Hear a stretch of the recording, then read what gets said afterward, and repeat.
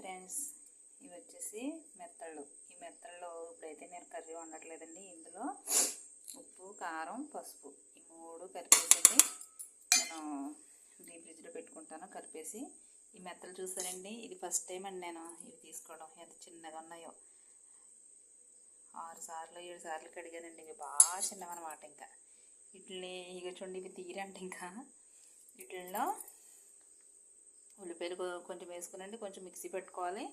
అలాగే జీలకర్ర, ఎల్లుల్లిపాయలు, ధనియాలు ఈ మూడు కొంచెం ఉల్లిపాయలు మిక్సీ పెట్టుకుని చక్కగా వేపేసుకునండి. వీటిల్లో ఇంకా అల్లం వెల్లుల్లి పేస్ట్ వేయరండి, ఇంక ఇవే వేసుకుని ఇంకా అలా వండుకోవాలన్నమాట అండి. ఇవి చాలా బాగుంటాయంటండి. ఇది ఫస్ట్ టైం అనమాట. తీసుకోమ్మా చాలా బాగుంటాయి అన్నారనమాట అండి.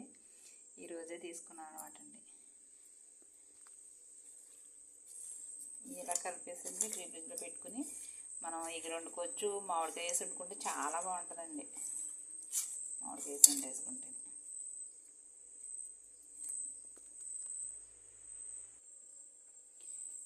ఆయిల్ వేడైందండి.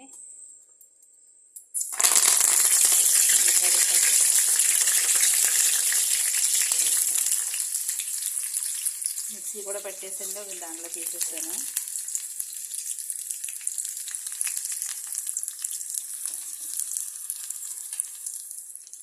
ఒక్కదాన్నే తీసేయటం కదండి, అందుకే ఆఫ్ చేసి సౌండ్లు వచ్చేస్తున్నాయి అనమాట.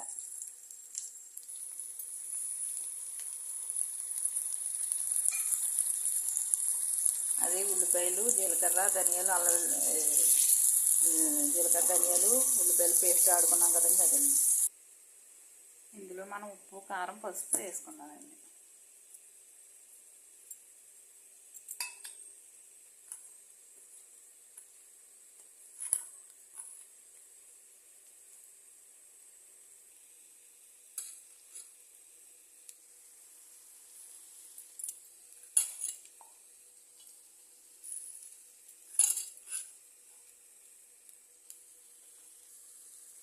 ఇవి గట్టి పెట్టి తిప్పకూడదండి. మనం దాకా అదే ఇది కొంచెం ఇలా కుదుపుతాం కదండి, అలా కుదపాలి. లేకపోతే ఇవి కొంచెం విడిపోతాయి అన్నమాట అండి. వాటర్ కూడా ఎక్కువ వేసుకోకూడదు, ఇట్లన్నీ గమ్ముని అయిపోద్ది అనమాట అండి.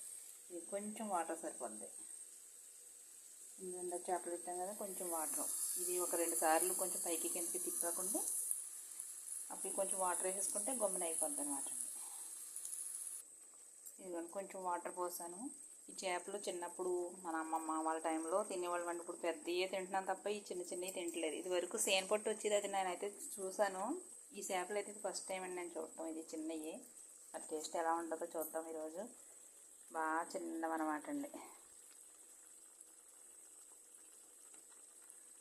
మనం ఎక్కువ పెద్ద పెద్దవి ఎక్కువ తింటూ ఫ్రై చేసుకోవడం ఇవన్నీ ఉంటాయి కదండి. ఇప్పుడైతే మరి చికెన్ తింటలేదు కాబట్టి చేపలకి, మటన్కి, రొయ్యలకి దగ్గర అవుతాం మనం.